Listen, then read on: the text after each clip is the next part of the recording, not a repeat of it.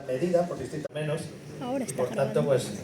bueno, pues agradeceros esta visita, candeledanos, también visitantes, amigos, familia, todos los que estáis aquí, que mostréis interés precisamente por este pequeño homenaje que vamos a brindar, por supuesto. También, por supuesto, hay que dar las gracias a los técnicos de iluminación y sonido, a los proyeccionistas que se han esmerado mucho para que podamos ver una película. La vamos a ver, la película, en una versión restaurada. Aquí tenemos precisamente al que la ha perpetrado, ¿no? Ha trabajado mucho para que tuviéramos una película de la mayor calidad posible, ¿no? Y aunque sea antigua, la vamos a ver como si se hubiera rodado ayer. Esto da una satisfacción para nosotros. Por supuesto, también agradecer al Ayuntamiento, a la Corporación Municipal, al alcalde Carlos Montesino, también Lucía, que nos acompaña, que acogieron pues con mucho entusiasmo esta iniciativa desde el principio para que este evento se pudiera desarrollar y que esperamos que tenga cierta continuidad también en el tiempo con otro tipo de eventos relacionados también con el ámbito cultural y el ámbito cinematográfico, ¿no? Y bueno, además de agradeceros la visita, pues tiene sitio usted arriba.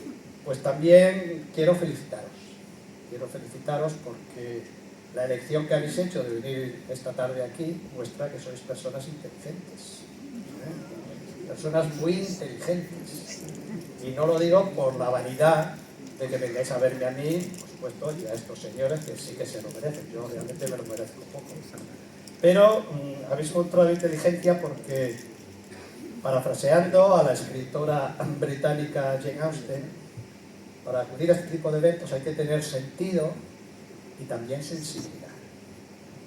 Sentido porque el sentido es aquello que nos acerca a las cosas que con la cabeza, con la inteligencia se realizan.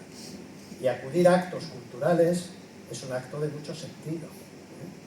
Está bien pensado. La cultura es el rastro que la humanidad va dejando tras de sí, ¿no? Las cosas, los objetos, la producción cultural, todo eso que podemos contemplar hoy en día de los egipcios y de otras civilizaciones, y que el día de mañana tendrán un reflejo también, sin ir más lejos, en la producción cinematográfica. Mostrar sentido es mostrar inteligencia, ¿no? Para que la cultura constituya un patrimonio para todos, para el recuerdo y también para el presente, porque de la cultura vive mucha gente, y la imagen que tiene, por ejemplo, el extranjero y que nosotros tenemos de otros países es gracias a sus valores culturales, en cualquiera de los ámbitos, en cualquiera de sus manifestaciones. Y sensibilidad, porque el recuerdo que hoy vamos a traer al primer término, sensibilidad porque conecta directamente con las emociones, el recuerdo de la infancia, el pueblo perdido, no tan perdido, ¿no? Lo tenemos aquí presente todavía, gracias a Dios, ¿no? Pero ha cambiado un poquito. Hoy vamos a ver precisamente esa gran diferencia, ¿no?, entre lo que había y lo que es. Mostrar cariño por tu propio pueblo, un pueblo que a día de hoy, entonces eran otras cosas, visitan miles de visitantes al año, ¿no?, por el esfuerzo de los candeledanos, por su naturaleza, pero bueno, también algo haremos bien los candeledanos para que nos visite tanta gente, ¿no? Entonces, nos tenemos que regodear, somos afortunados, y ensalzar nuestro presente y ensalzar también nuestro futuro, bueno, es un acto absolutamente legítimo, es hacer cariño, es reforzar nuestra identidad, y por eso digo que sois muy inteligentes, ¿de acuerdo? Bueno, pues dicho esto, vamos a presentar a los invitados, a los tertulianos que nos acompañan. Cada uno de ellos en su ámbito son primeras espadas y que, por supuesto, pues nos han ayudado a que este acto tenga la relevancia. En primer lugar, por orden de aparición, David García es el hijo de Ana Mariscal. Ha puesto mucho entusiasmo precisamente en que este acto se celebrara. Sin ir más lejos, ha ido de Madrid a Candelera 3 veces en los últimos días, con lo cual fijaros hasta qué punto ha puesto precisamente entusiasmo. Y bueno, para él, por lo que he hablado con él, para él este acto de reconocimiento es, digamos, un deseo cumplido, ¿no? Un deseo cumplido. ¿Podéis abrir el micro, por favor? ¿No? ¿Se le oye? No, no es necesario, sí.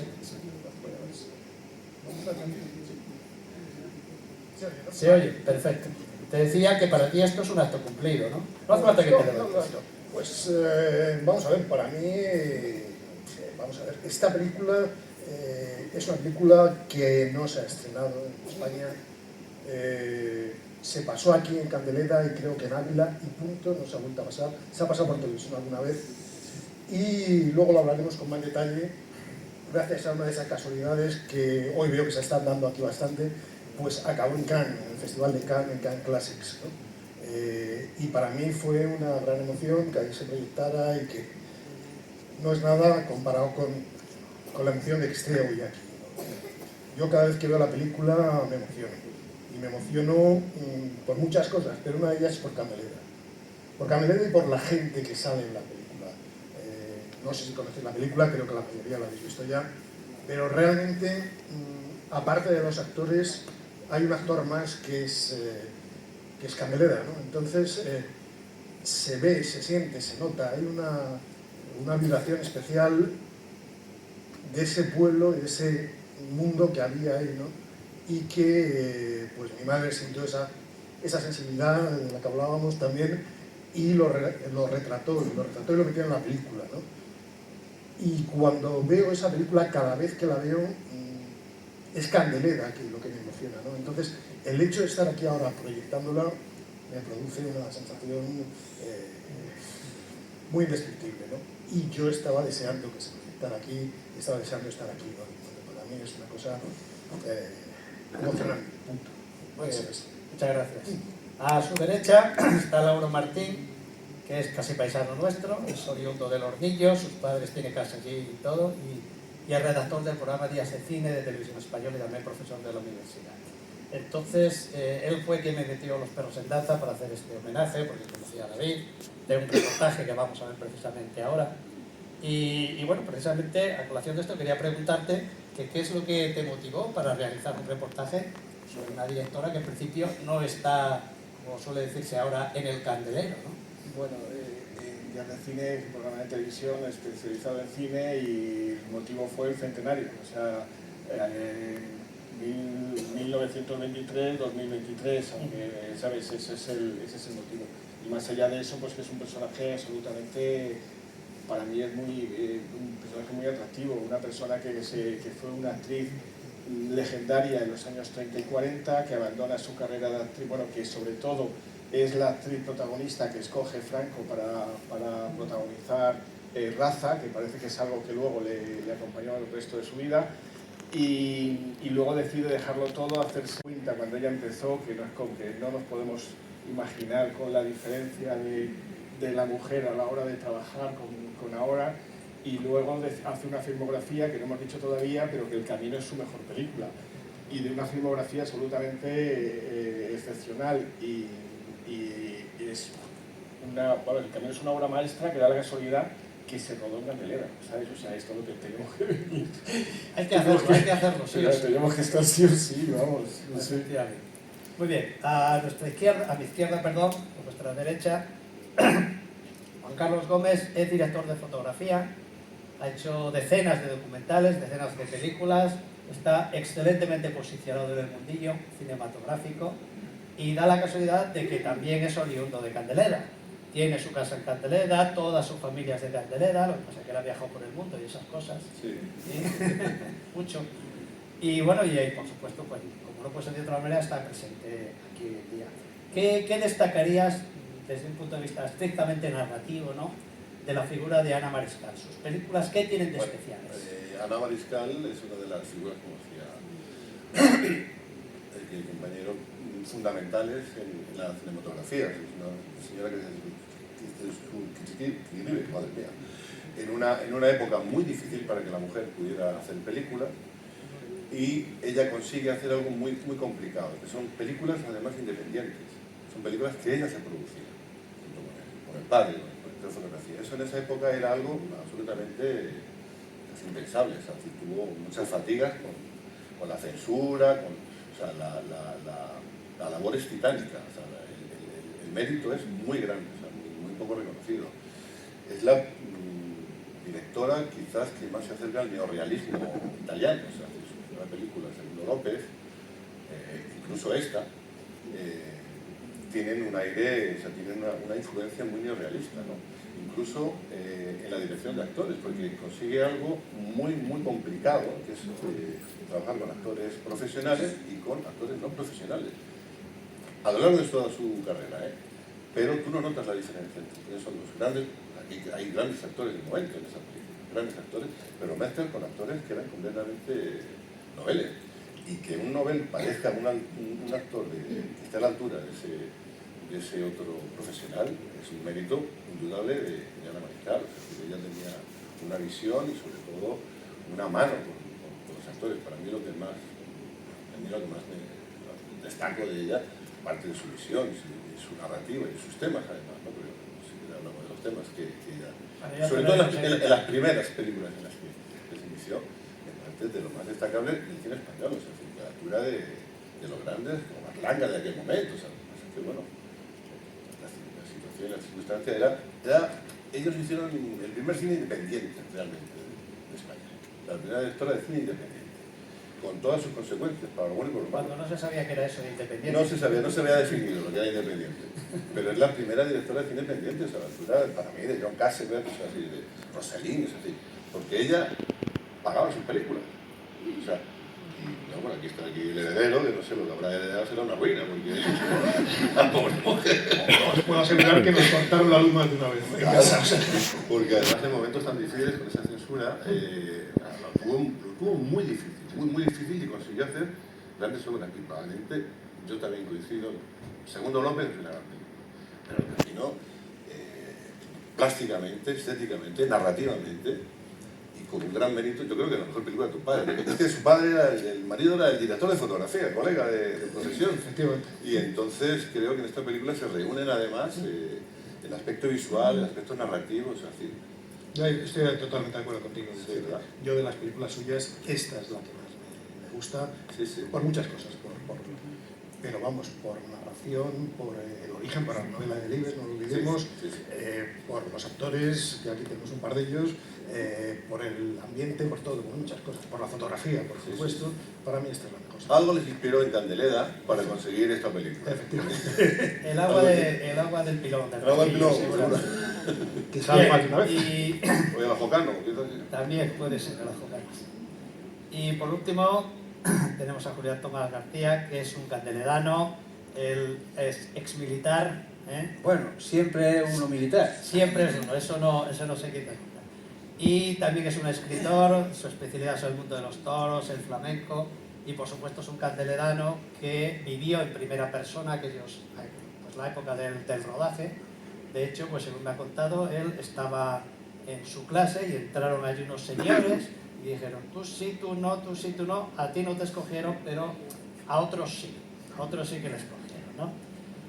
Julián, ¿crees que la película retrata bien el ambiente rural y esa cotidianidad de los pueblos de entonces, por ejemplo? Bueno, como veis, a mí me ha tocado la misión de recordar las cosas de Candelera. Entonces, quiero hacer una puntualización inicial, y es que yo tengo una conciencia clara de que la memoria es extraordinariamente selectiva. Y siempre nos acordamos de las cosas que nos queremos acordar y de la forma que nos queremos acordar. Entonces, por eso lo que he hecho ha sido preguntar a un montón de amigos y amigas para que me dijeran también sus experiencias y sus recuerdos, de tal manera que lo que yo voy a decir aquí son mis palabras y yo soy el responsable, pero que conste que no son solamente de mi cosecha, sino de todas estas entrevistas que he hecho. Efectivamente, ya se ha dicho aquí, los especialistas, yo no lo soy ni mucho menos en cine, pero esta es una película de un realismo social extraordinario y que yo creo que sí que pinta un poco lo que era aquello, pero hay que hacer una puntualización en mi opinión. Claro, la película es consecuencia de la novela El Camino de Miguel Delibes que se publicó en 1950. Por lo tanto, lo que está explicando un poco es la vida de la España y de un pueblo pues de los finales de los años 40 y tanto. El rodaje se hizo unos 15 años después, en el 63.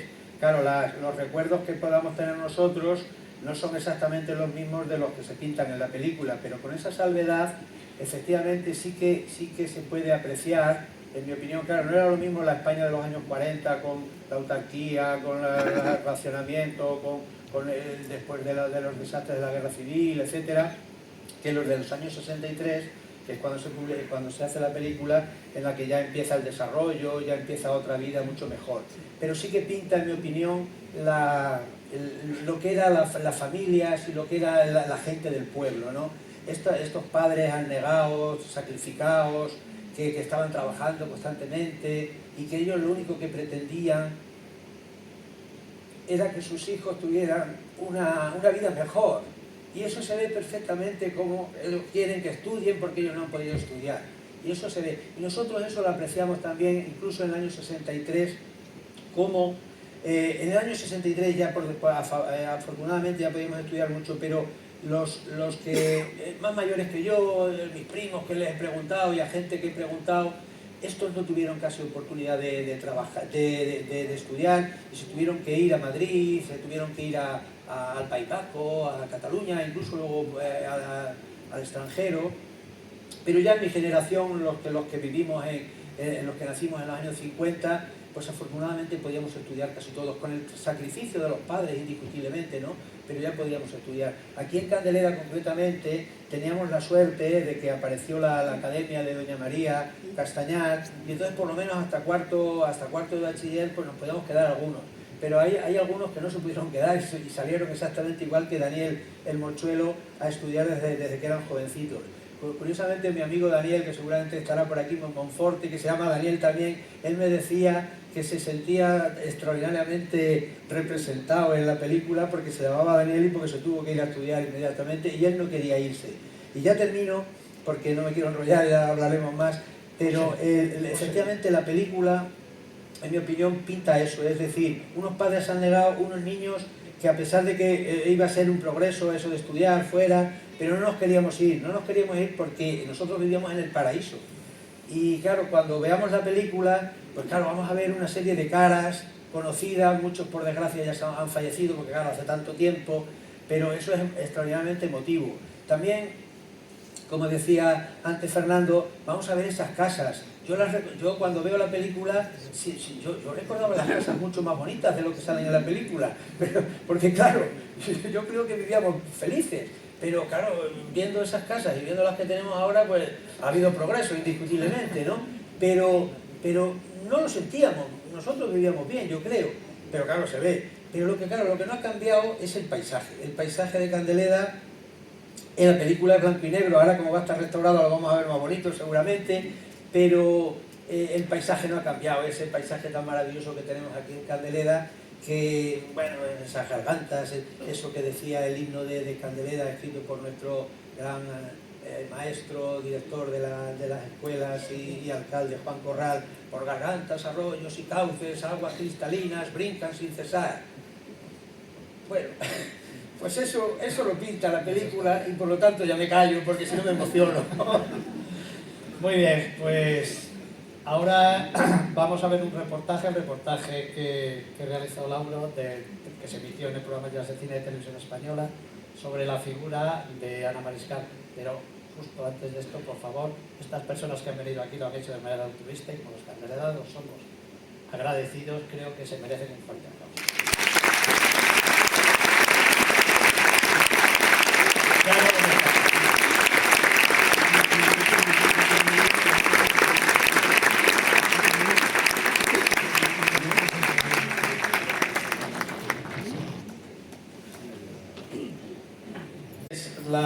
La historia de Ana Mariscal con un poquito más de detalle y vamos a seguir con la tertulia y posteriormente ya veremos la película. No vamos a entretenernos mucho porque vamos ya un poquito justos de...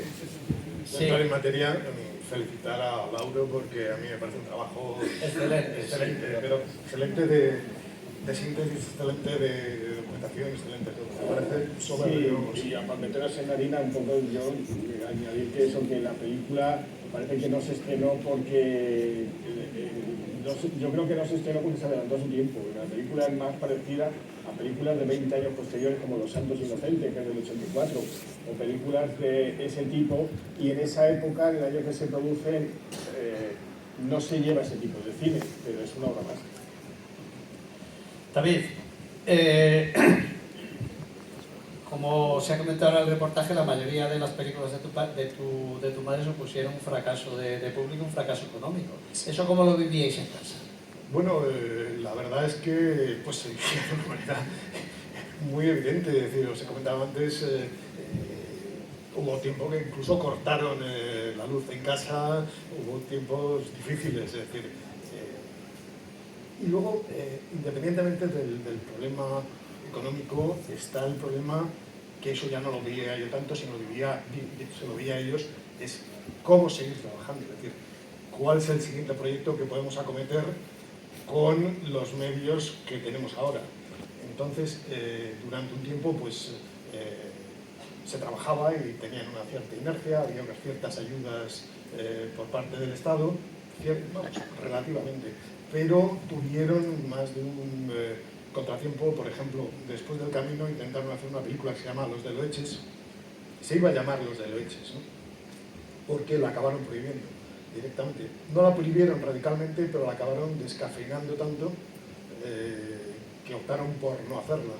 Era una película que trataba de unos chavales del pueblo de Loeches, en Madrid, que iban a Madrid a pasar a hacer un viaje de fin de curso, una cosa así, y se metían unos de ellos en los ambientes turbios de la ciudad y tal, y con un guión de Francisco Regueiro, y cada tratamiento que presentaba una censura decían, bueno, sí, pero me tenéis que quitar esto. Bueno, lo quitaban, le hacían otro tratamiento y tenían que quitar más cosas. Llegó un momento que dijeron, pues no seguimos adelante. Ahí te pongo un ejemplo de las dificultades que tuvieron. Eso suponía que trabajo ya hecho, tiempo, en ese momento ya tenían las localizaciones, tenían el guión, tenían los actores elegidos, pues todo eso era un dinero que iba directamente a la basura. Y ese era un dinero familiar, era el dinero que teníamos pues para pagar la factura de la luz. A mí el colegio mío, yo sé que lo pagaron con letras. Es decir, las letras se utilizaban para comprar electrodomésticos o para comprar casas, para pagar colegios, yo no lo he oído nunca, ¿no? El mío hubo momentos que se pagó con una letra de cambio, ¿no? Muy bien. Bueno, pero ese sacrificio finalmente ha tenido recompensas. Sí, claro, efectivamente. Es decir, dentro de todas esas dificultades, pues se han hecho películas como, por ejemplo, la del Camino, como Segundo López. Segundo López es una película que hicieron, lo comenta ya en el documental, y les dieron tercera categoría. Eso suponía que no se podía estrenar. Vamos, se podía estrenar, pero nadie quería estrenarla porque si era de tercera, el Estado no daba ayudas a los distribuidores, ¿no? Entonces ellos, al final, lo que hicieron es distribuirla a ellos. Es decir, mi padre iba en moto de pueblo en pueblo contratándolo, y mi madre iba detrás en coche, con las latas de película en el coche, presentando la película y proyectándola. Gracias a eso lograron recuperar parte de la inversión, ¿no? Y también te pongo un ejemplo, esa película se hizo con dinero propio y con dinero de un premio de lotería que le tocó a un amigo de mi padre, que puso el dinero para la producción a cambio de que le dieran un papel en la película, ¿no? Y esa es la forma de trabajar, ¿no? Luego, por ejemplo, películas como la de Los Duendes de Andalucía, pues sí era una película muy luminosa, muy colorista y tal y cual, y gracias a esa película se logró vender a una distribuidora El Camino, pero El Camino, perdón, la distribuidora decidió no moverla, es decir, la metió en un cajón, porque opinaba que no era comercial, que una película en blanco y negro, que una película que acaba como acaba, pues que no iba a ser comercial y que no tenía futuro. Entonces, no sé. Muy bien. Lauro, ¿cómo, obviamente para hacer este estupendo reportaje, pues te has tenido que ver toda la filmografía de Ana Mariscal? ¿Viste cómo fue esa evolución artística de Ana Mariscal a lo largo de los años? Bueno, no sé, yo creo que hizo un poco el cine que pudo, entre otras cosas, pero a mí lo admirable de Ana Mariscal es que abandona una carrera de absoluto lujo y de absoluto éxito por perseguir un sueño, o sea, eso es absolutamente admirable. No sé si aquí alguien se puede dar cuenta, pero el éxito de películas como Un hombre va por el camino, o La violetera, o ese tipo de películas eran un éxito absoluto en España. O sea, Ana Mariscal era una actriz conocidísima, reconocidísima, y absolutamente, no, era como una estrella, era una estrella dentro de lo que puede ser. Y ella decide ponerse a dirigir y de alguna manera, como cuenta ella misma, eso se convierte en un revés en su vida, de ser una absoluta, de vivir en un absoluto estrellato, de vivir en un absoluto lujo, a, como dice David, a pasar penurias para hacer la siguiente película. Eso es admirable y eso es algo que claro, como también dice Cecilia Bartolomé, joder, pues es un referente y es alguien a tener en cuenta de lo que suponen para las mujeres figuras como Ana Mariscal, que es lo que me parece. Y hizo el cine que pudo, hizo cine alimenticio para intentar hacer más películas. Y esas películas de Yes que tiene con Massiel y con Juan Luis Gallardo, ¿no? Sí. Que hemos visto, pues bueno, son cine pues, para intentar ganar dinero, porque el cine que ella quería hacer como que no se lo estrenaba. Ya, Sí. la verdad que- Literal, ¿no? Vamos a hablar ahora de un aspecto técnico, ¿no? En este caso ahora veremos una película con una estupenda fotografía, con una utilización de la luz natural pues muy sabia. ¿Cómo lo valoras? ¿Cómo valoras esa fotografía? Bueno, ya te digo que decía antes que probablemente sea la mejor película de Javier Valentín. O sea, no es fácil, o sea, parece que cuando te enfrentas a exteriores es como más sencillo porque la luz te complica mucho, porque se nubla, la continuidad es un... No hay control. No hay continuidad, ni control, y la película está muy bien manejada, muy bien manejada. Incluso los interiores tienen una expresión de un blanco y negro muy poderoso. O sea, si consiguió, vamos, además ahora viéndolo aquí restaurado, o sea, es una maravilla. O sea, técnicamente es impecable. Julián, puesto que hablamos de los exteriores, ¿cómo era Candeleda en 1963 cuando se rodó? Bueno, Candeleda, lo que yo recuerdo es un poco lo que he dicho un poco antes, era un pueblo más grande, o sea, tenía más habitantes que el de ahora. Lógicamente de la carretera para arriba prácticamente eran todo huertas, no había casi casas, por todos los lados de la entrada del pueblo había menos casas, pero curiosamente las casas estaban más habitadas porque claro, las familias tenían 4 o 5 hijos, ahora ya sabemos que tienen uno y a lo mejor algún perrillo, pero había más gente. Y lo que sí que era verdad es que yo tenía la sensación, lógicamente, probablemente había ciertas diferencias sociales, no lo niego, pero no teníamos esa sensación. Teníamos la sensación de que todos éramos prácticamente iguales. Cuando íbamos a las escuelas, pues todos éramos iguales. La gente, bueno, unos se dedicaban a la agricultura, el tabaco, el pimentón, algodón. Yo llegué a ver plantaciones por ahí por Cardenillo de algodón. La ganadería era importante, los cabreros con sus cabras.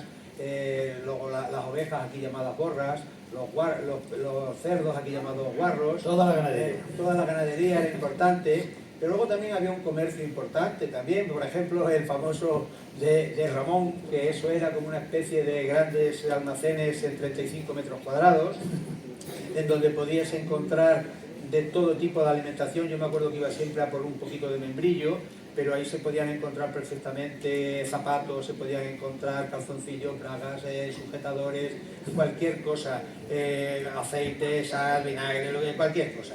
Supermercado en 35 metros cuadrados.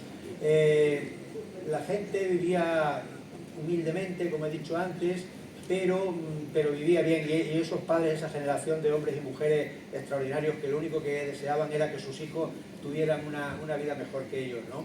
Los niños, tanto los niños como las niñas, ayudábamos en casa, ayudábamos constantemente. Las chicas, pues normalmente en casa, lógicamente, porque sus madres estaban a lo mejor en el campo o en las tiendas que tenían.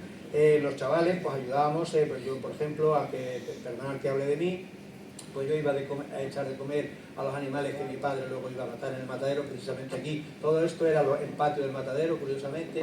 Anda, que no he pasado yo aquí días. Y entonces, pues, como digo, pues íbamos a echar de comer a los cerdos, aquí llamados guarros. Mi amigo José Luis Moreno tenía aquí su padre terneras, mi amigo Baldomero tenía también sus cerdos allá en la Canaleja. Todos íbamos, pero nos daba tiempo a hacer eso y ayudar a nuestros padres, como digo. Pero luego también tenía el pueblo, tenía una vida bastante interesante. Por ejemplo, había unos cines permanentes. El cine de Marineves, el cine Gredos, luego en verano estaban los cines de verano, uno que estaba enfrente del cuartel que se llamaba de la Barranca, y luego ya allí en la Nava. El acontecimiento, era un acontecimiento ir al cine en aquel momento, y prácticamente casi todos los matrimonios tenían sus butacas contratadas e iban. Y yo recuerdo perfectamente una anécdota que lo hemos contado 40.000 veces los chavalillos. Antes del cine, vamos a decir, más serio, pues estaba el cine de los niños, ¿no? Y entonces, claro, no, eran del oeste, de romanos y todo eso, ¿no? Y nos agrupábamos allí en la entrada donde está ahora el bar de los Patitas, pues allí era el cine, ¿no? Y entonces yo recuerdo perfectamente al portero, que era el tío Manazas. Y el tío Manazas era un personaje interesantísimo, que claro, cuando los chavalillos empezábamos a empujar y tal, decía una frase que se me ha quedado para toda la vida: calláisos y estáisos quietos, no os arrempujéis, que dentro de poco tiempo vamos a principiar a cerrar las entradas.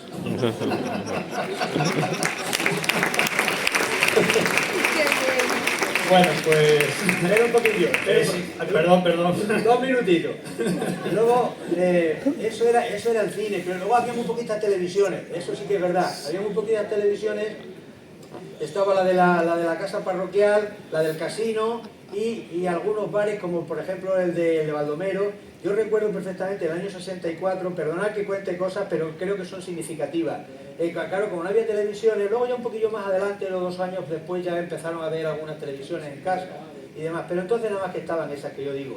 Y entonces los chavalillos pequeños pues nos metíamos en el bar a ver si nos dejaban entrar, pero claro, cuando llegaba la gente mayor que iban a consumir, pues a los niños nos echaban. Yo me acuerdo perfectamente cuando España ganó la Eurocopa del 64, que estaba yo tranquilamente con otros 2 en el bar de Baldomero, y me echaron, y entonces no pude ver el famoso gol de Marcelino, un desastre total.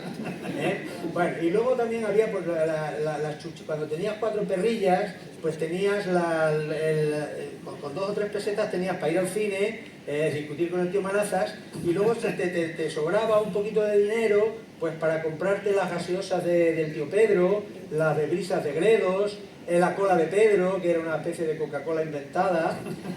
Luego ibas al puesto de la Chilea, que allí tenía de todo, eso era una maravilla. Eso era como en la casa de Ramón, pero en chucherías. Y luego la famosa leche helada cuando era el verano. En definitiva, teníamos nuestros entretenimientos. Los bailes, el baile del tío Cojo, el baile del tío Roñoso. Allí se daban las bodas, por ejemplo, que las bodas duraban 3 días, las vísperas, las bodas y las tornabodas. Bueno, era un acontecimiento total, una boda, porque en la boda había 100 personas, en la víspera había 100 personas, en la boda 500 y en la tornaboda 150. En fin, esos recuerdos que luego, si quieres, comentamos un poquillo más, y ahora vamos a ver la película, que es lo importante, y bueno, ya es lo que tú digas. Muy bien. Pues, bueno, efectivamente vamos a ver la película, pero me vais a permitir que tenemos una pequeña sorpresa antes de ver la película, y es que han venido hoy a visitarnos 2 de los actores que intervinieron en ella. Así que, por favor, podéis subir al escenario. Maripaz Pondal y Jesús Crespo, el Tiñoso.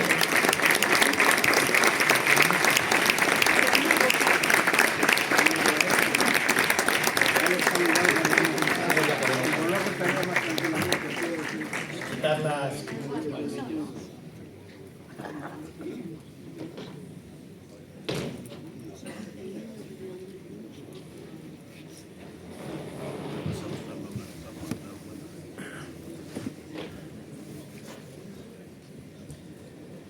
Jesús, ven para acá, por favor. Bueno, Jesús, tú hiciste el papel del Tiñoso. ¿Cómo te ficharon? Acércate al micro, por favor. Estaba jugando con los vecinos en la calle, entonces vivía yo. ¿Se escucha? A ver, toma esto, a ver. Decía que estaba jugando con los vecinos en la calle El Pozo, que es donde yo vivía. Y pasó un grupo de señores, entre ellos iban a maricar, y nos llamaron la atención y nos dijeron que si podía hablar con nosotros y tal. Y a mí en particular me preguntaron el nombre y la calle donde vivía. Y luego al tiempo, a la semana por ahí se pusieron en contacto con mi madre. Y a raíz de eso empezó. Muy bien. Luego cuando iba a hacer las pruebas a Madrid, iba a su casa para solamente. Hiciste pruebas y ibas a Madrid Cada vez que iba, me tenía allí un morío. como tu hijo, de por hijo te tenía, ¿no? Maripaz, perdona.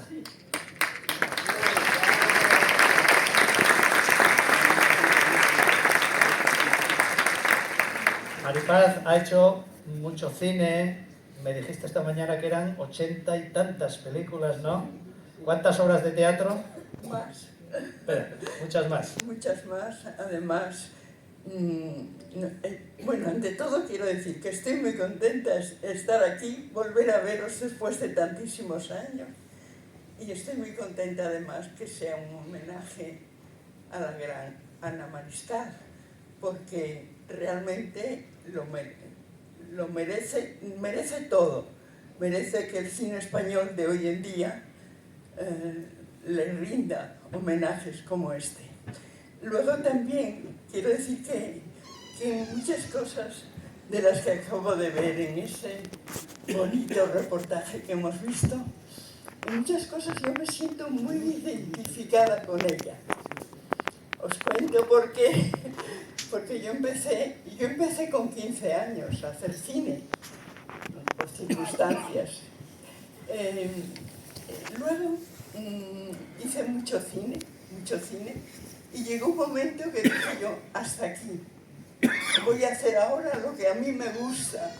Y estuve todos estos últimos años, por eso quizá no sea tan popular como en tiempos más antiguos, no sé, hice lo que a mí me gustaba. Igual que Ana. Exacto, que fue hacer la vida y la obra de Lorca, de Miguel Hernández y de Machado. Con ella estuve por todo el mundo, bueno, todo el mundo, casi todo el mundo. Y perdí un poco la popularidad que da el cine, que da la televisión, por hacer lo que realmente me gustaba. Y en eso me siento muy identificada con Ana, que también lo hizo, Ana Mariscal. Así que un orgullo entonces haber trabajado con ella y un orgullo que la película siga siendo tan bonita como es y además aquí, en Candeleda, con lo precioso que fue entonces Candeleda. ¿Qué recuerdos tienes del rodaje de la película? Tengo muchos, muy buenos. ¿Alguna anécdota que recuerdes especialmente? ¿Alguna anécdota? Sí. Bueno, hay una que ya la conté cuando vimos esta película en la Academia de Cine, que fue que yo tenía, creo que 5 o 6 años, iba con mi madre, se estrenaba en Oviedo, pues yo soy asturiana, se estrenaba Segundo López, y Ana Mariscal la adoraban, claro, la adoraban como actriz. Entonces, me llevó mi madre, que le gustaba mucho el cine, bueno. Entonces me llevó a mí de la manita o en brazos, no lo sé todavía cómo fue, a ver a Ana Mariscal, a ver la película y luego a verla a ella para pedirle un autógrafo. Entonces, dice Ana, esto me lo contaba mi madre mucho porque lo tenía ella como muy grabado en su corazón. Decía, esta niña tan preciosa, ¿quién es? Por mí. Y dice, pues es mi hija, es Maripaz Pondal.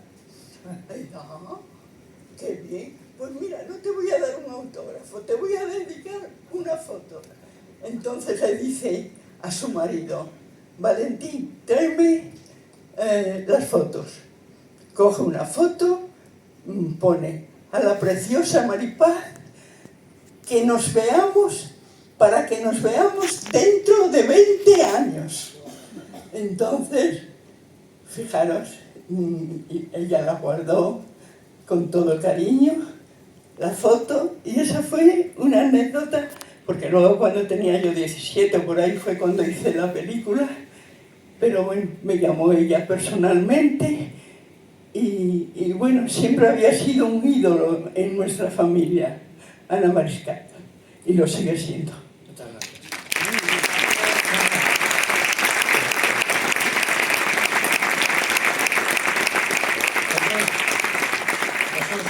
Un chico de pueblo, que de pronto se encuentra interpretando una película. ¿Cómo se vive eso? Pues vamos, no tiene explicación. Es una cosa fuera de serie. Una cosa para mí pues, nueva totalmente. ¿Qué quieres que te diga? Ya. Y bueno, y de alguna manera eso constituye un recuerdo para tu vida impagable, ¿no? Sí, por supuesto. Luego los compañeros, vamos, también me trataban muy bien. Me acuerdo de Julia Cabarra. Subiste de categoría, ¿no? Sí, sobre todo Julia Cabarra, me acuerdo mucho más. Perfecto. Bueno, Maripaz, ¿quieres decir alguna cosa más a los candeleranos? Que recuerdo Candelera, que es precioso, que recuerdo incluso un enamorado de aquella época, pero un enamorado que me persiguió hasta Madrid, vamos. Y luego, no sé, toda la gente era muy cariñosa y lo recuerdo como un pueblo muy entrañable, muy bonito. Venga, pues muchas gracias. Estoy muy feliz de estar aquí con vosotros. Vamos a ver la película.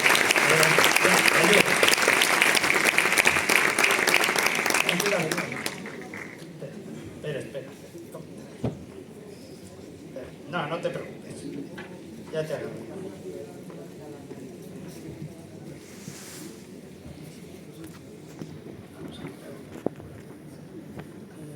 Gracias, Jesús.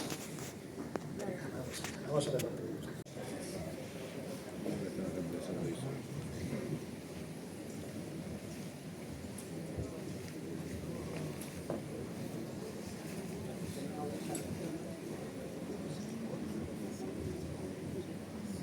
Bueno, mientras alguien se anima, David, ¿qué hemos visto? Bueno, pues básicamente habéis visto... Bueno, casi me lo podéis contar vosotros mejor, más que yo, porque para mí es una cosa, para vosotros será otra. Para mí es una obra que hizo mi madre, digo obra en el sentido de trabajo, una interpretación de una novela muy buena, yo creo que una película muy buena y sobre todo un entorno estupendo y unos actores bárbaros, vamos, Maripaz como actriz profesional, pero donde esté, por ejemplo, también Jesús y sus compañeros, los chavales, es que es una humanidad lo que tienen y un transmitir que cualquiera diría que llevan toda la vida trabajando en el cine. Y bueno, y lo que hay ahí es pues una historia, pero también yo creo que un documental. En el primer trabajo, el de Lauro, mi madre se define ahí, y ella me lo dijo aquí también, aparte varias veces, como una documentalista. Ella le hubiera encantado, aparte de hacer películas de ficción, hacer documentales. De hecho, hizo alguno, ¿no? Y aquí lo que hay es precisamente una forma de mostrar una historia, pero una forma de mostrar una forma de vivir, una forma de ser. No lo tengo que contar yo, decir vosotros lo conocéis mucho mejor que yo. Que con David, ¿no? Que me gustaría que fuera, ¿no? Que en vuestro pueblo también hay parte de Arenas también, o ver qué sitios habéis reconocido, la parte de la parte del tren, que lógicamente aquí no hay tren, pero que se hizo, ¿dónde se hizo? La estación Oropesa. Y el túnel creo que está por el Escorial, por ahí, es decir, está la provincia de Madrid, me parece. Y yo he leído en varios sitios Arenas de San Pedro, en algunos, entonces eso, no sé si habéis reconocido, ¿no? Que vuestra zona, pues, y la mía, pero no sé si hablamos también de las pozas donde se bañan y donde aportan. Eso es en Pollales. Eso en Pollales. Sí. Un viajero así como se vivía realmente en Candelera en aquellos años. Bueno, se ha hecho un poquillo tarde, ¿no? Pero yo iba a contar un poco cómo vivíamos los chavalillos y las niñas de entonces. Pero no sé si va a ser demasiado. No, cuéntalo. Bueno, pues los chavales fundamentalmente jugábamos al fútbol, Pero eso sí, con balones de goma, hasta que alguno aprobaba algún curso en junio sin tener que ir a septiembre, entonces su padre le compraba un balón de reglamento y ese era el dios del mambo, porque claro, ese era el que elegía a los jugadores y era el jefe. Luego jugábamos a los toros también en la escuela y sobre todo ya en el verano cuando estaban haciendo la plaza. Me acuerdo perfectamente los guardias municipales, Manina, Fabi, Huesarro, que nos perseguían porque no los dejábamos trabajar adecuadamente y nos decían aquello de venga, iros al rollo de la caña, a roer piotas al rollo de la caña. Y luego, por ejemplo, jugábamos, como ha salido aquí en la película perfectamente, pues en la garganta, cuando dejábamos de ayudar a nuestros padres y todas estas cosas, nos íbamos a la garganta y allí saltábamos de piedra en piedra, que los que venían de fuera, los forasteros, que les llamaban los tomateros porque yo creo que comían muchos tomates, pues saltábamos de piedra en piedra como hacían estos, pero claro, aquí se veía que éramos unos inconscientes auténticos, porque íbamos como gamos, ahí como cabras saltando, y ellos se quedaban asustados, y las tomateras también, claro. Pero efectivamente vemos que el pobre tiñoso se resbaló y se mató, ¿no? Luego jugamos también con el tirador, a coger pájaros, a coger peces, a catacuevas, tronando, todas esas cosas, ¿no? A otros muchos. Las chicas, que también me he informado, como es lógico, jugaban a la... Bueno, también jugábamos cuando llovía, se hacían charcos de chapaletina, como decimos aquí, jugábamos al pincho, llegábamos a casa hecho polvo y las madres tenían que aplicarnos el remedio maravilloso que siempre empleaban las madres en plan psicólogo, que era la zapatilla. Entonces, eso era la mejor psicología del mundo. Lo siento por los psicólogos, pero las madres tenían ese arma maravillosa que era la zapatilla. Un golpe de zapatilla era mucho más importante que cualquier montón de palabras. Y aparte que era arrojadiza también el arma, por supuesto. Pero era muy poco letal. Bueno, y las chicas, como digo, jugaban pues a las muñecas, a los cuadros, a los piñones con la chilea, que era un personaje extraordinario. Y luego tenían una costumbre las chicas aquí, que era vender sabañones, que no sé por qué motivo a la gente mayor les sentaba fatal. Entonces cuando llamaban vendiendo sabañones, poco menos que las perseguían y demás. Y bueno, eso era un poquillo. Y luego, en cuanto también, que quiero relacionarlo con la película, pues claro, los chavalillos entonces y las niñas pues estábamos un poco separados, cada uno íbamos por nuestra cuenta, pero claro, teníamos nuestros amores, como es lógico, ¿no? Y entonces, pues claro, ¿quién no estaba enamorado de Maripaz Pondal en aquella época, o de las actrices, o de las actrices Elizabeth Taylor, o yo qué sé, o Rita, bueno, Rita Hayworth ya nos pillaba un poco mayor, pero bueno, Marilyn Monroe, etcétera, y las chicas, pues lógicamente con Paul Newman, toda esta gente, ¿no? Pero luego nos dábamos cuenta, evidentemente, que, pues como pasa en la película, que el Daniel, pues claro, estaba enamorado de la Mica, pero al final lo que cuaja es lo de la uca, ¿no? Y entonces eso nos pasaba a nosotros también. Nosotros veíamos que todo eso era inaccesible y al final pues nos enamorábamos de las niñas de por aquí y ellas de nosotros, aunque es verdad que como luego nos íbamos a estudiar fuera, como les pasa eso, pues al final pues nos casamos también con gente de fuera. Y yo quiero terminar como termina la película, con el sentido tan bonito que ocurre, ¿no? Que el Daniel estaba enamorado toda la película de la Mica, como es lógico, claro, porque Maripaz Pondal era un primor en aquella época, ¿no? Y ahora también. Pero al final, él que ha despreciado, entre comillas, a la uca, al final, en la escena tan bonita del final, él dice, no te quites las pecas. Eso como le está diciendo, cuando vuelva a estudiar, seré tu novio. Creo que es por ahí. Sí, más o menos. Bueno, ya no más, ¿no? Bueno, pues vamos a dar ya por terminado. Si no quieren hacer alguna pregunta, algún comentario. Por supuesto. Aquí hay una señora que le da las gracias. Un micro. Quiero darle las gracias al hijo de Ana Mezcal, porque para mí fue un descubrimiento. En las fraguas, a donde salen y entran los chicos, su madre repitió varias veces, bastante, la toma, porque era muy perfeccionista. Y yo, sin saberlo, en realidad, las de nuestra edad, que fue cuando nació mi hermano, que ahora tiene 62 años, pues yo todavía creía casi en la cigüeña. O sea, descubrí con los chicos el misterio de la vida. Ellos lo explicaron. Y es más, las chicas que íbamos a la escuela arriba, los chicos abajo, es que no nos conocíamos. Con lo cual, creo que el protagonista, yo pensaba que era un actor que no le conocía de nada. Y vamos, estábamos enamoradísimas de él, la mayoría. Y descubro que es un candeledano. Bueno, solo darle las gracias en nombre de todos los candeledanos. Yo primero daros las gracias a vosotros.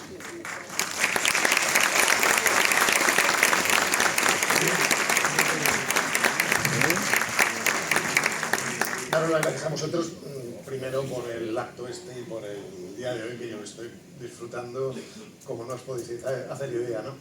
Y segundo, deciros que mi madre me lo comentó y me lo comentó varias veces. Para ella el rodaje de esta película fue muy personal, ¿no? Es decir, tanto por el interés y las ganas y el cariño que le puso, como por el cariño que recibió y por los buenos momentos que pasó aquí. Y eso me lo comentó ella varias veces, ¿no? Es decir, que a mí me toca dar las gracias también por lo que ella vivió aquí esos días, esos meses, y por lo que yo viví también, que me acuerdo ligeramente, pero yo estuve aquí en el rodaje. Estuve aquí en el rodaje, ahí puso alguna fotillo que tengo por ahí. Tenía 3 años y medio más o menos, era un crío, vamos. Pero vamos, yo sí recuerdo haber estado pues, en determinadas escenas de rodaje, cuando queman al gato, ahí estaba yo, es decir, recordaba el colegio perfectamente, recordaba el círculo candeledano, lo recordaba perfectamente. Es decir, que yo también, para mí, con 3 años, mantener el recuerdo es porque lo pasé muy bien. Así que gracias de verdad. Bueno, pues vamos a dar por concluido de la misma manera que el famoso director John Huston hizo una película que se llamaba Qué verde era mi valle, ¿no? Que era una rememoranza de los valles galeses. Nuestro valle no es tan verde, pero seguro que sigue siendo tan bonito. Entonces, pues nada, muchísimas gracias a todos. Me parece que hay una pregunta por ahí. Y ya vamos despidiendo. Venga.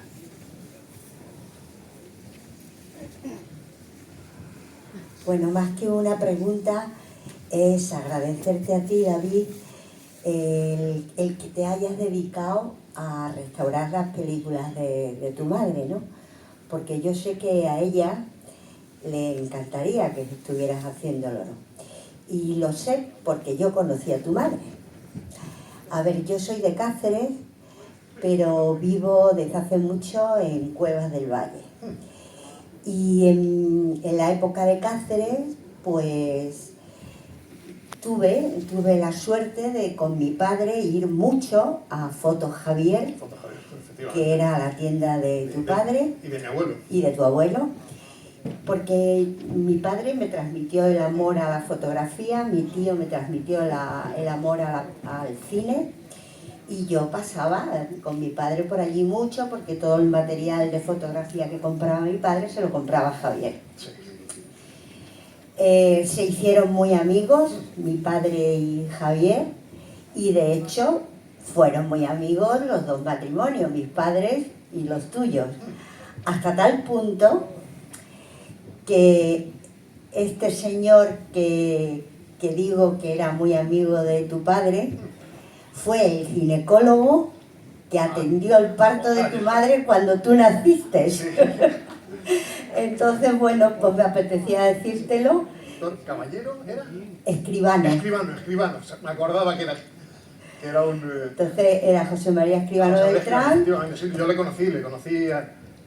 Y bueno, luego le conociste, sí, entonces... Sí, le conocí, yo ya, pues hombre, siendo un niño, pero le llegué a conocer, efectivamente, que era muy amigo de la familia. Vamos, sí, o sea, es que yo recuerdo de que mi tío y mi padre, pues es que iban mucho a las tiendas. Y bueno, y luego yo recuerdo a tu padre y a tu madre en casa, en algunas fiestas que hacían los míos, pues ellos iban. Entonces, claro, en aquel momento que conociéramos a Ana Mariscal, pues era como... Un gran acontecimiento. Presumíamos de ello, ¿no? Pues muchísimas gracias a todos y seguro que este evento tendrá continuidad. Así es que hasta la próxima. Venga, buenas noches.